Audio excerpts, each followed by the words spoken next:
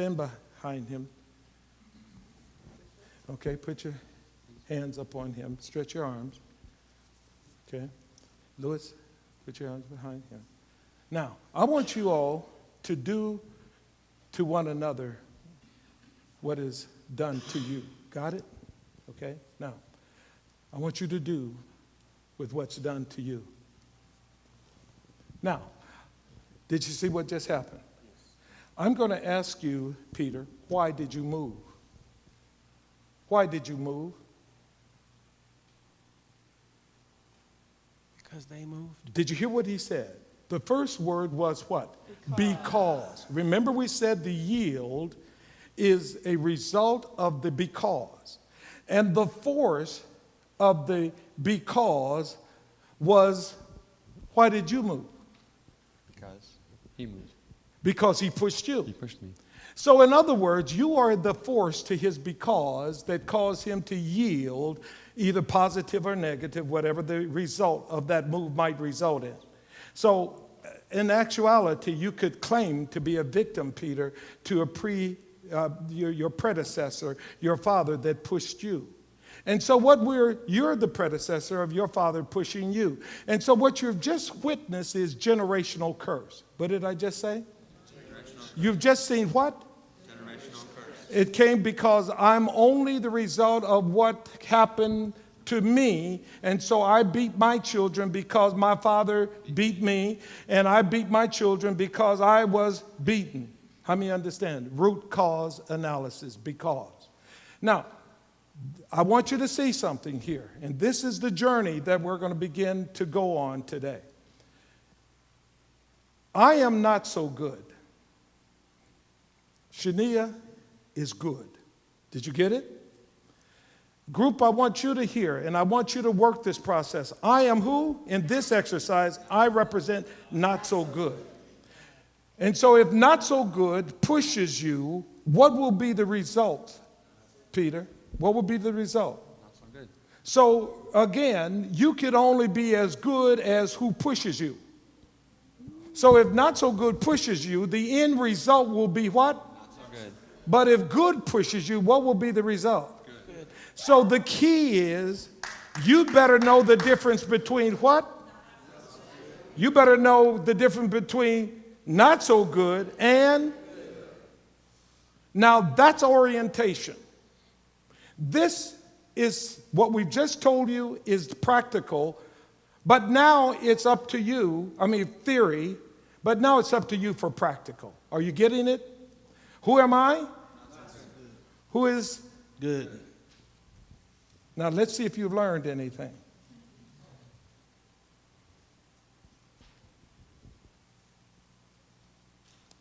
Why didn't you move? Because it was not so good. How do you know? It was not so good pushing. How do you know? How do you know? Are you making a decision by your feelings? No, by my thoughts. You by your what? Thoughts. So in other words, you don't know difference between good and not so good for sure. Right. You just made a random decision. Yes. It could have been good or it could have been not so good decision. Yes. Why didn't you move? Same thing. My thoughts said not to move. How many begin to understand where we are, church? You see? You can have all the learning in the world, but if you don't understand the root cause of what this whole expression of learning about Christ is, it's first we've got to know the difference between good and not so good. And we've got to be able to determine good from not so good. Are we clear? Okay. Now, how can you, Grandpa, that's affecting the generation of all your children, how can you know the difference between good and not so good? How can you know? Root cause. Do you have to be a victim to randomly guess? No. Okay. How can you know? By God's word. Well, how will you know? How many begin to see? We can get religious, but there's something required of me. How would I know good from not so good in this exercise? Like It's to know God, know who His voice. Okay?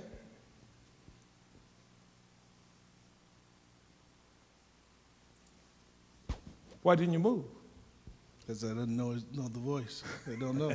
Do you have to be a victim to that lack of knowledge? No. How could you know? How could you know for sure? I guess if I turn around and look, see who it is. Okay. Why didn't you move? I don't know. I can't say. Now, do you understand? This is our problem. He knows the right thing to do, but he's just not what? You can intellectualize it, but until you do it, there is no wisdom in it. So many of us are sitting in the pews, we know truth, but we don't do truth.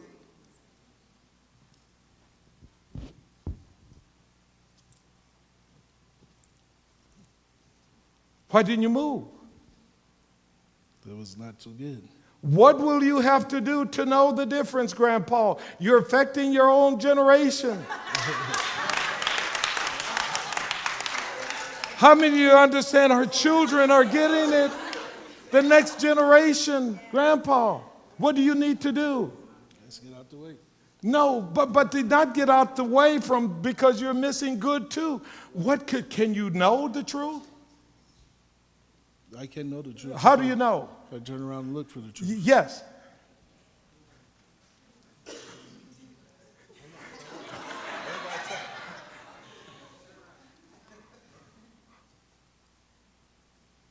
Who are you guys listening to? Did you listen to JD?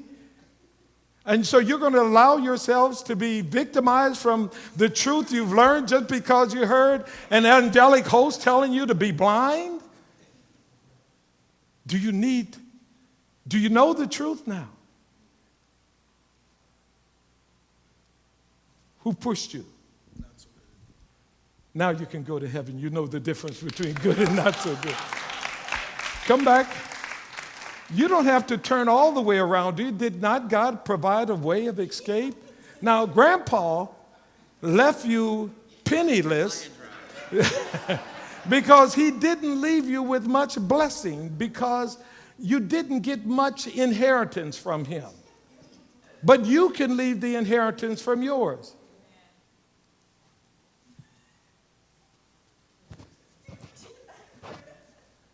Why didn't you move? Why didn't you move? The same reason he didn't move. I wasn't sure. Why weren't you sure? Because the technique I'm using doesn't give me complete visibility into who pushed me.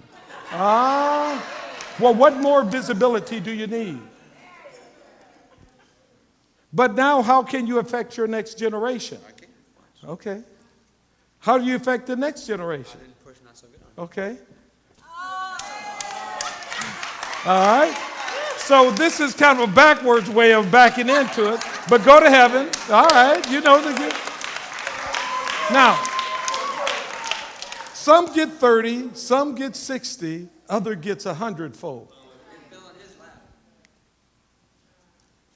Okay, go ahead. Oh, you don't want good either.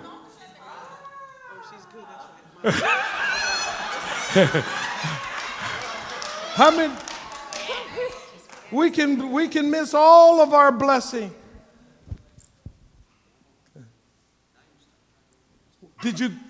What did you get? Why didn't you move?